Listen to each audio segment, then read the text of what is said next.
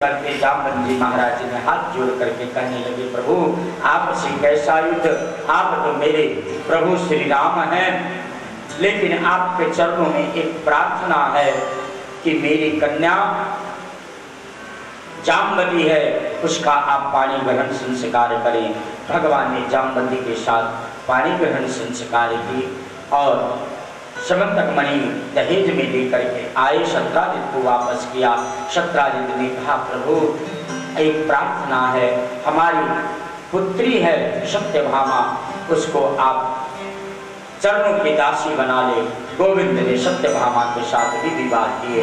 एकदा पांडवान द्रष्टु प्रतीतान पुरुषोत्तमः इंद्रप्रस्थगतः श्रीमान योधानादिभिर्वृतः। एक रोज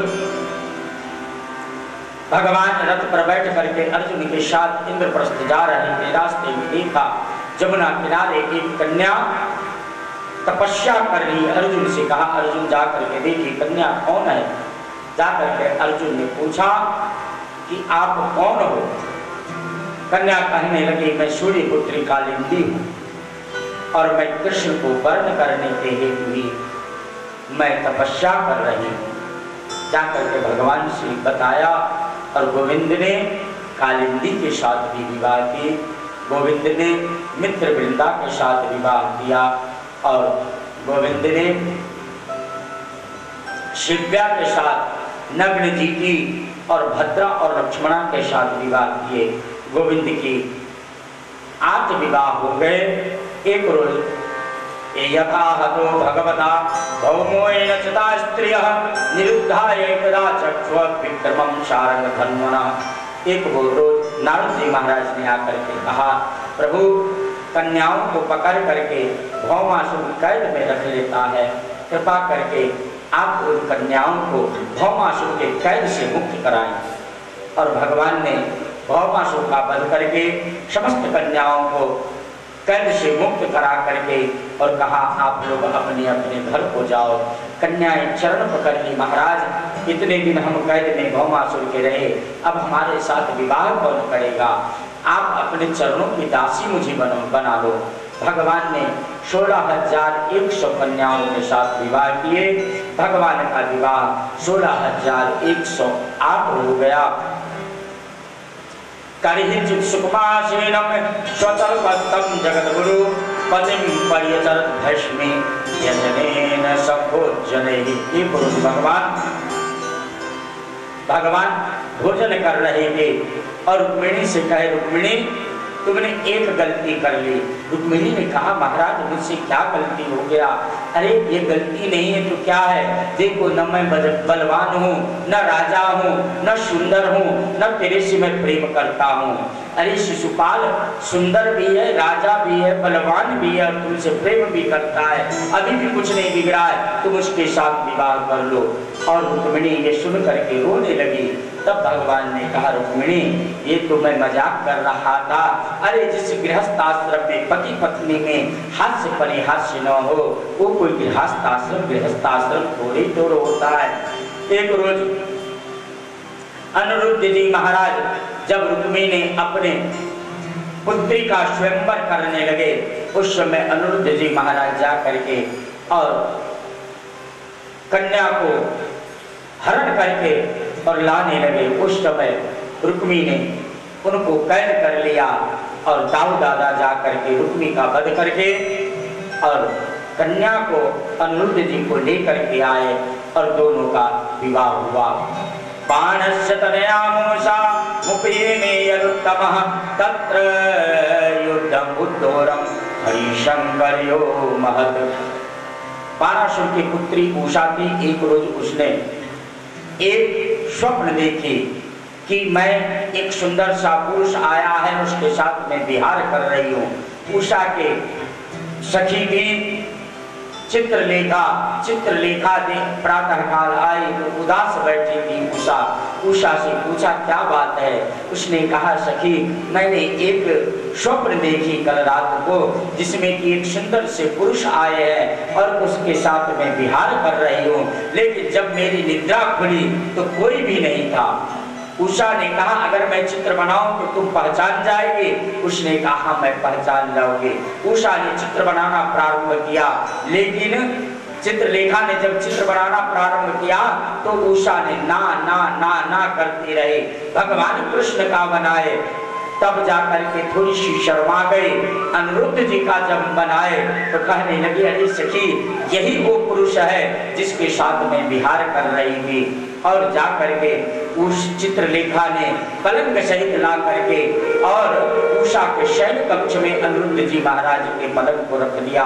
दोनों उषा और अनिरुद्ध जी महाराज बहुत दिनों तक विहार करते रहे। एक बारासुर को पता लगा कि उषा के शयन कक्ष में कोई पुरुष है। अनिरुद्ध जी महाराज को कैद कर लिए। भगवान कृष्ण को पता लगा और अक्षोहिणी सेना के साथ बारासुर के राजमहल के ऊपर चढ़ाई कर दी और बारासुर का वध करके अनिरुद्ध जी को और उषा को लेकर के आए और दोनों का बड़े हर्षोल्लास के साथ विवाह हुआ।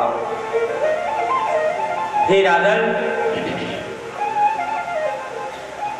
एकदो पवनम राजन जगमयद कुमारिका हरिहरन्तु शाम्भव्रतुपदा चारुभानुगदादय। जितने भी राजकुमार थे द्वारिका के सब एक रूप द्वारिका के समीप बगीचे में और खेल रहे थे।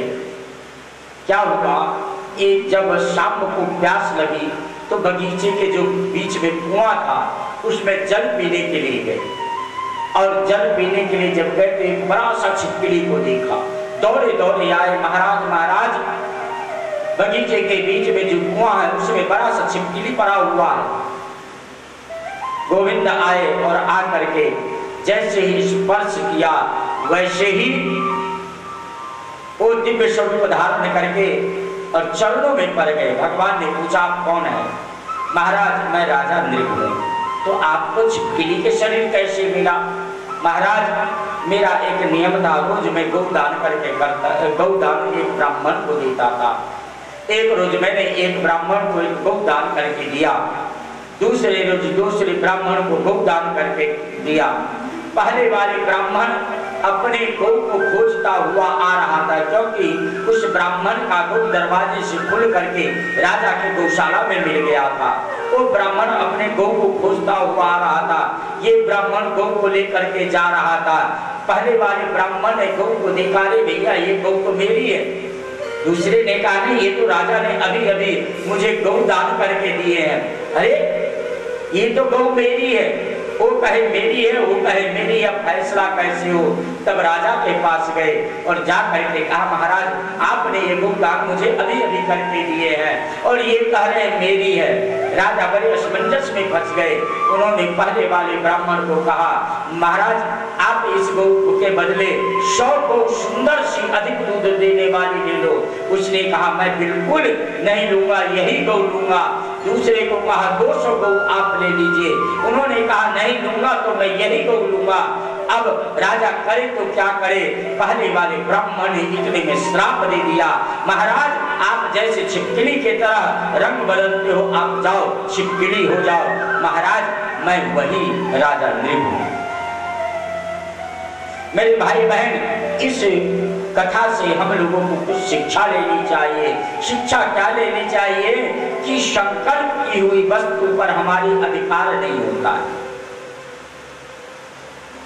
हमने संकल्प कर दिया, दे दिया, उसमें हमारा अधिकार नहीं है। अगर तुमने अधिकार जमाया तो तुम्हें छिपकली बनना पड़ेगा, ध्यान रखना। संकल्प की हुई वस्तु को शास्त्र कहता है स्पर्श भी नहीं करना चाहिए। कई बार क्या होता है, हम लोग सुंदर सुंदर वस्तु कीमती और दान कर लेते हैं और दान करके रख लेते हैं और कहते हैं जब लड़की की शादी होगी ना तब हम देंगे। ये गलत है। अगर ऐसे करोगे तो छिपकली बनना पड़ेगा, ये ध्यान रखना।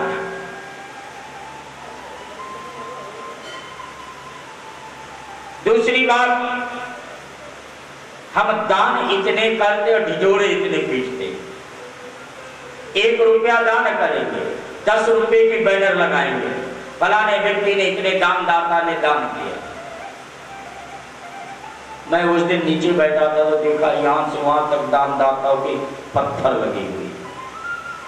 शायद लक्ष्मी नारायण अंधे होंगे, उनको पता नहीं किसने क्या दान किया है।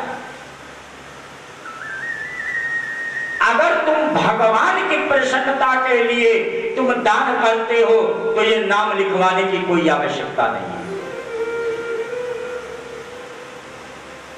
अगर तुम अपने नाम कमाने के लिए करते हो कि संसार वाले कहें कि अरे देखो फलाने व्यक्ति ने इतना दान किया, इतने दानवीर, कहते तो यहां तक है कि इस हाथ से दो तो इस हाथ को भी पता न लगे कि हमने क्या दिया है और तुम्हारा सामर्थ्य क्या है जो तुम किसी को कुछ दे सकते हो। अरे तुम तो स्वयं भिखारी हो, रोज आकर के भगवान के सामने भीख तो मांगते हो और करते क्या हो? करते हो तुम कन्हैया। कहाना छोड़ दीजिए, मैं वासुदेव कृष्ण हूं और नहीं तो युद्ध कीजिए। भगवान ने युद्ध स्वीकार किए, युद्ध में पौंडर का वध करके और काशीपुर का दहन किया।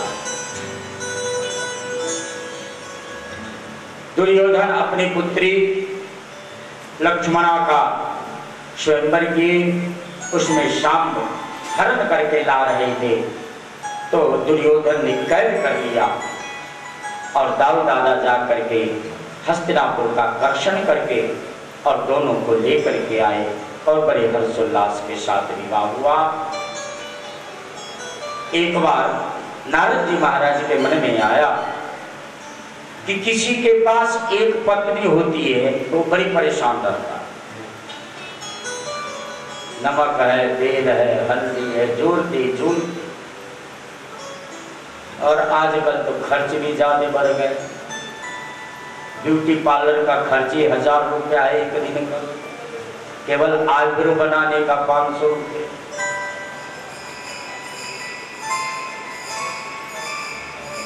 अब साहब के जेब में है या नहीं, मैडम को इससे कोई लेना देना नहीं। हमको तो देखो जी फलाने कार्यक्रम में जाना है इसलिए आईब्रो बनवानी, 500 रुपये निकालो।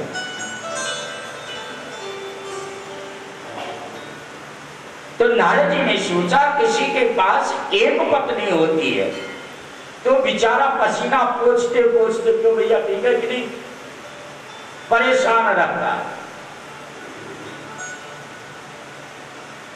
और किसी जिसके पास 16,108 रानी हो उसका क्या गति होगी भैया? यही देखने के लिए नारद जी द्वारिका है। लेकिन गोविंद तो सर्व सामर्थ्यवान है। अनेक रूप रूपाय विष्णवे प्रभ विष्णवे। नारद जी ने देखा अनेकों रूप में भगवान, कहीं पर सो रहे हैं, कहीं पर पत्नी के साथ वार्तालाप कर रहे हैं, कहीं पर बच्चा को खिला रहे हैं, कहीं पे पूजा कर रहे हैं, कहीं पर सत्संग कर रहे हैं, कहीं पर संतों की सेवा में लगे हैं, कहीं माता पिता की सेवा में लगे हैं, कहीं पर मंत्री के साथ मंत्रणा कर रहे हैं। अनेकों रूप देखा और रूप देख करके नारद जी महाराज की इच्छा हुई और द्वारिका में ही निवास करने लगे।